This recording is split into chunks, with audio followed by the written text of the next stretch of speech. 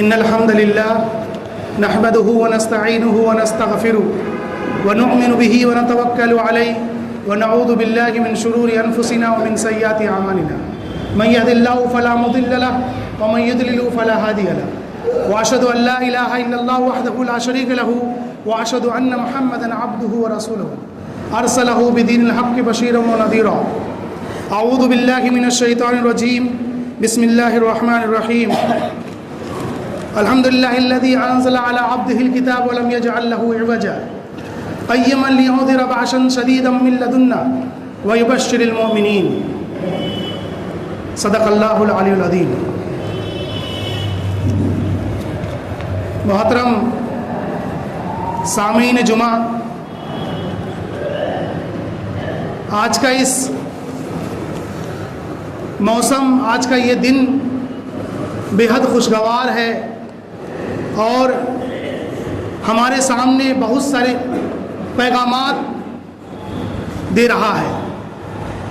قبل اس کے کہ میں اپنے اصل موضوع پر آؤں، ہمیں سب سے پہلے اللہ کا شکر ادا کرنا چاہیے.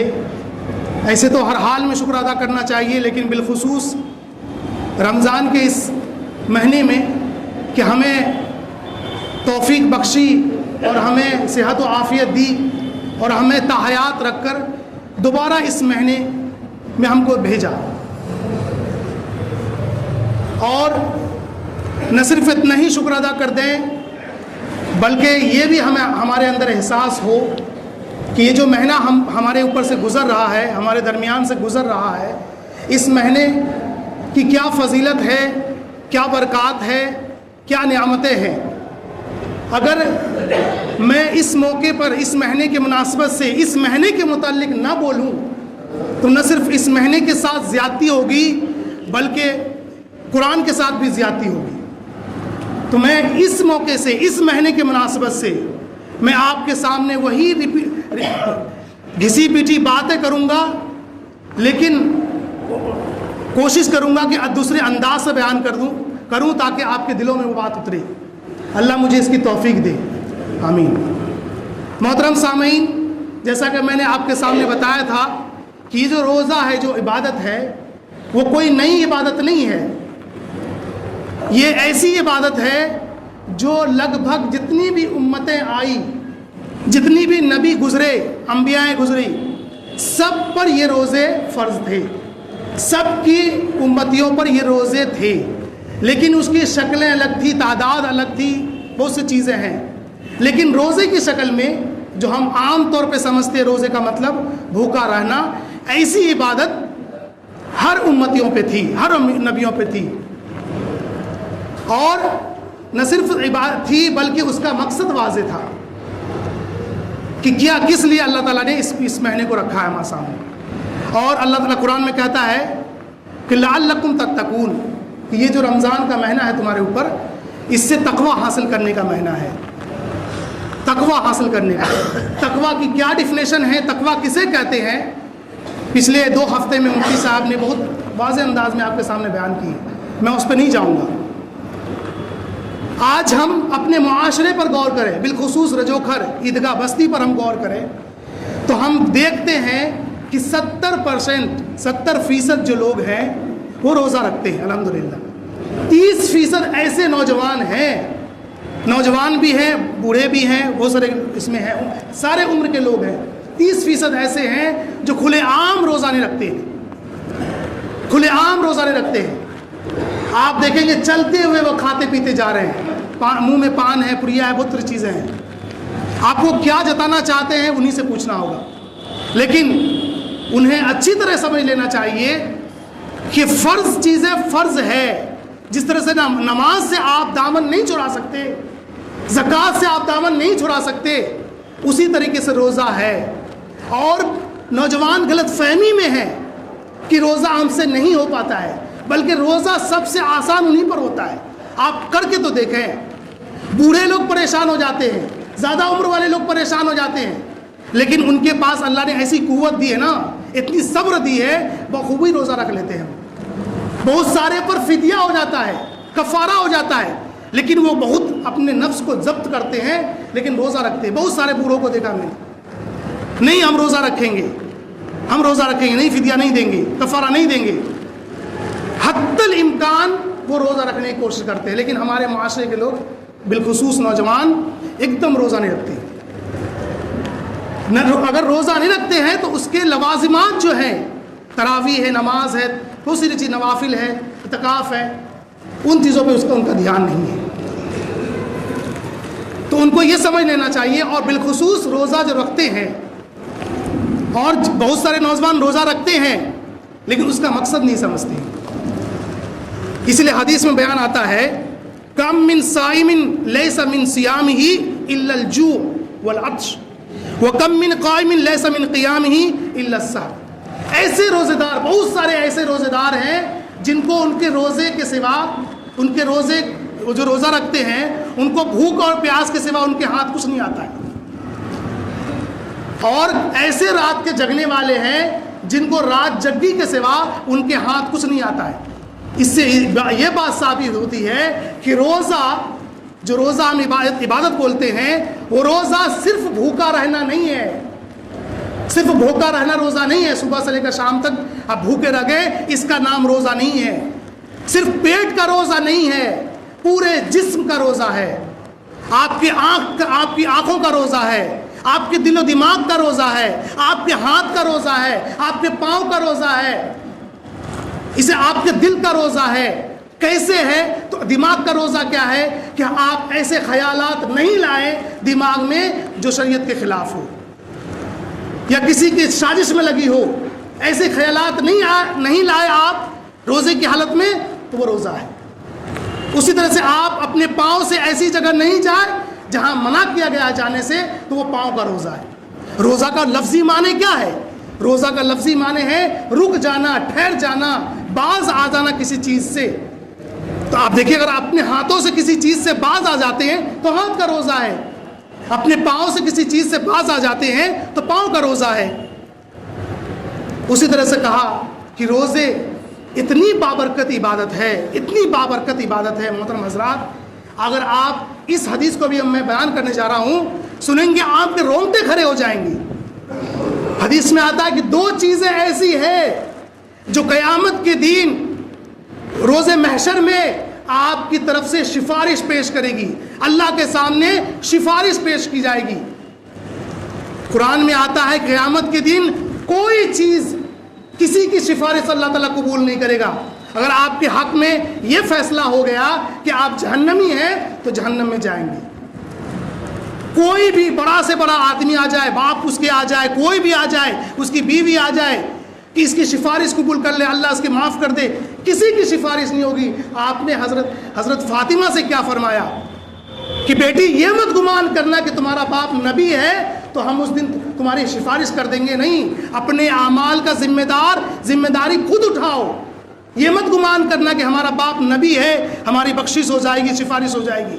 اس دن کسی کی سفارش قبول نہیں ہوگی. صرف دو ایسی چیزیں ہیں جو اس دن آپ کی سفارش کرے گی, اور اللہ تعالیٰ کی اگر توفیق میں ہو تو وہ سفارش قبول ہو جائے گی. تو پہلی چیز روزہ ہے. اگر آپ نے صحیح انداز میں روزہ رکھا, اور آپ نے دوسری چیز ہے قرآن کی تلاوت. اگر آپ نے رمضان کے مہینے میں 24 گھنٹے جو ہوتے ہیں, ہم عام طور پر یہ سوچتے ہیں دن کے ٹائم میں جس وقت روزہ ہے اسی وقت ہم پڑھ لیں زیادہ ثواب ہوگا, لیکن نہیں, اس میں رمضان کا جو 24 گھنٹہ ہے وہ مراد ہے. اگر آپ روزہ رکھ لیتے ہیں بحسن خوبی, اسی طریقے سے آپ قرآن کی تلاوت کر لیتے ہیں, تو یہ دونوں چیزیں روزہ کہے گا کہ یا اللہ میں نے اس کو اپنے خاطر بھوکا رکھا, پیاسا رکھا, شہواتی نفسیات سے دور رکھا, اس کی میری سفارش قبول کر لے اس کے حق میں.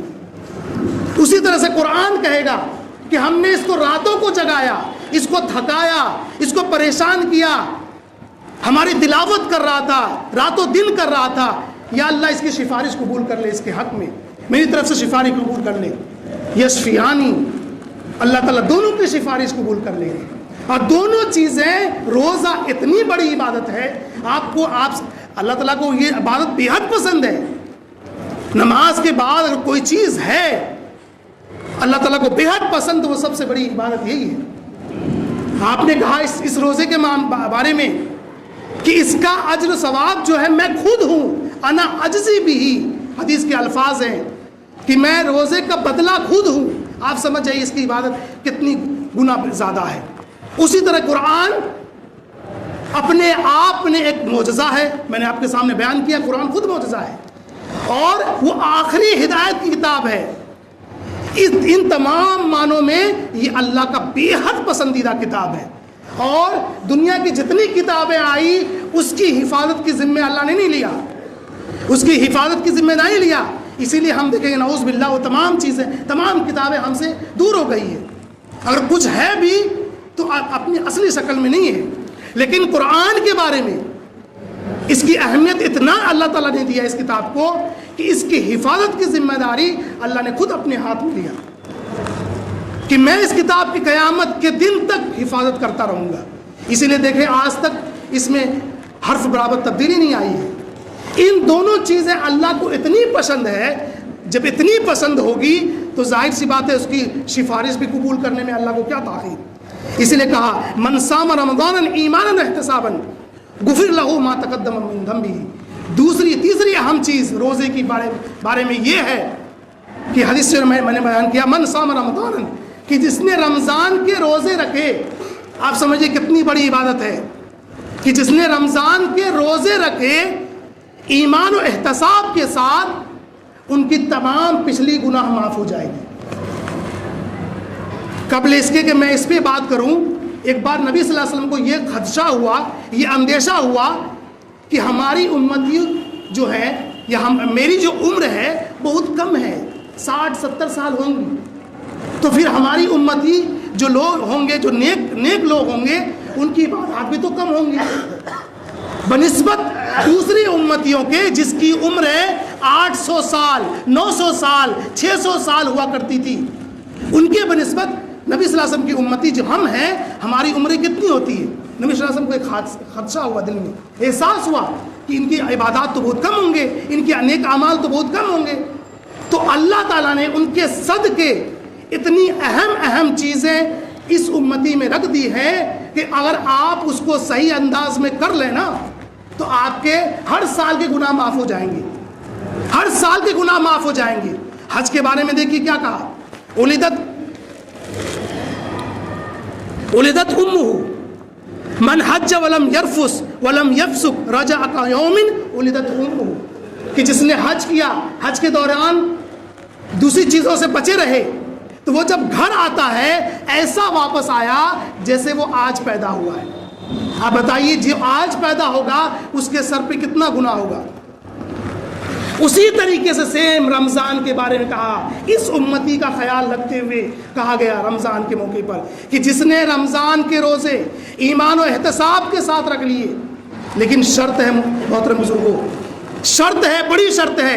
آپ دیکھیں اسلام میں جتنی مشقت والی عبادات ہوتی ہے نا، جتنی مشقت والی عبادات ہے اس کے اجر ثواب بھی اتنا ہی ہے. آپ حج میں دیکھیے کتنی مشقتیں ہوتی ہیں، اس کے اجر و ثواب دیکھیے کیا ہے. اسی طریقے سے روزہ میں کتنی مشقتیں ہوتی ہیں، جو لوگ روزہ رکھتے جانتے ہیں، اس کا اجر ثواب بھی دیکھیے کتنا ہے. لیکن اس کے ساتھ چھوٹی سی شرط لگی ہوئی ہے، ایمان و احتساب کے ساتھ جس نے روزہ رکھا. ایمان تو الحمدللہ ہم لوگ کے سب کے پاس ہے، کسی کے پاس زیادہ ہے، کسی کے پاس کم ہے، کسی کا گھٹتا ہے، کسی کا بڑھتا ہے، یہ ایمان کی کیفیت. لیکن احتساب، محاسبہ جس کو ہم اپنی عام بھاشا میں کہتے ہیں محاسبہ، اپنے نفس کا محاسبہ کہ ہم روزہ رکھ لیے ہیں، کیا ہمارا روزہ ٹھیک ہے، کیا ہم روزے کی حالت میں جھوٹ بول رہے ہیں، غیبت کر رہے ہیں، چغل خوری کر رہے ہیں، بے ایمانی کر رہے ہیں. ان تمام چیزوں کا اپنے دل میں جائزہ لینا ہے، اسی کو محاسبہ کہتے ہیں. اگر آپ کا نفس، آپ کا دل کہہ رہا ہے کہ نہیں آپ ٹھیک ہے، آپ کا روزہ ٹھیک ہے، تو سمجھ جائیے وہی وعدہ جو نبی نے کہا اس حدیث میں آپ کا پورا ہو جائے گا. ما تقدم من ذنبہ، کہ جتنے پچھلے تمام گناہ معاف ہو جائیں گے. اگر جس کے پچھلے گناہ معاف ہو گئے تو رمضان کے بعد اس کے سر پہ کیا ہوگا، کیا گناہ ہوں گے. یہ تمام چیزیں رمضان کی فضیلت ہے. اور ابھی اگلا ہفتہ میں اعتکاف بھی آنے والا ہے، شب قدر بھی آنے والی چیزیں. اور اس مہینے کی جتنی میں نے فضیلتیں بیان کی ہے، جتنی فضیلتیں آئی ہیں، جتنی بھی اس کی وہ چیزیں ہیں، سمجھیے اس کا ایک راز ہے، کیوں اتنی فضیلتیں بڑھ گئی، کیوں اس کی اتنی برکتیں بڑھ گئی، کیوں اس میں ایسی ایسی چیزیں کہہ دی گئی۔ شب قدر اپنی 1000 مہینوں کے سے برابر ہے، اس کی ایک رات۔ اعتکاف، شب قدر کی تلاش میں لگے رہو، روزے رکھو تو تمام گناہیں معاف ہو جائے گی۔ اتنی بڑی بڑی چیزیں کہی گئی۔ اس کا صرف اور صرف راز یہ ہے محترم بزرگو دوستو کہ اس مہینے میں قرآن نازل ہوا، اس مہینے میں قرآن نازل ہوا، اس کی برکت سے پورا مہینہ کو اللہ تعالی نے بابرکت کر دیا۔ صرف یہی جپنا نہیں اس کا احسان مندی ہوگا، بلکہ قرآن کو بہترین طریقے سے سننا، پڑھنا، اس کو سمجھنا، اس کی تلاوت کرنا، اس پہ عمل کرنا، یہ تمام چیزیں اگر ہم کر لیے تو کہیں جا کر اس مہینے کا حق ادا کر پائیں گے۔ اللہ سے دعا ہے اللہ تعالیٰ اس مہینے کی فضیلت کو، ابھی بھی جو لوگ نادانی میں، ناسمجھی میں روزہ نہیں رکھ پا رہے ہیں، بالخصوص ہمارے نوجوان طبقہ اگر روزہ نہیں رکھ پا رہے ہیں، اللہ سے معافی مانگیے۔ اللہ تعالیٰ اس مہینے میں توبہ، استغفار، معافی کو بے حد پسند کرتا ہے، بے حد پسند کرتا ہے۔ اگر آپ کی ایک آنسو نکل گئی نا تو سمجھیے آپ کا خیر ہے۔ تو ابھی بھی موقع ہے، اگر توبہ استغفار کر لیں اور جو باقی روزے بچے ہوئے ہیں اس کو بحسن خوبی اس کو ادا کرنے کی توفیق عطا فرمائے۔ وآخر دعوانا الحمدللہ رب العالمین۔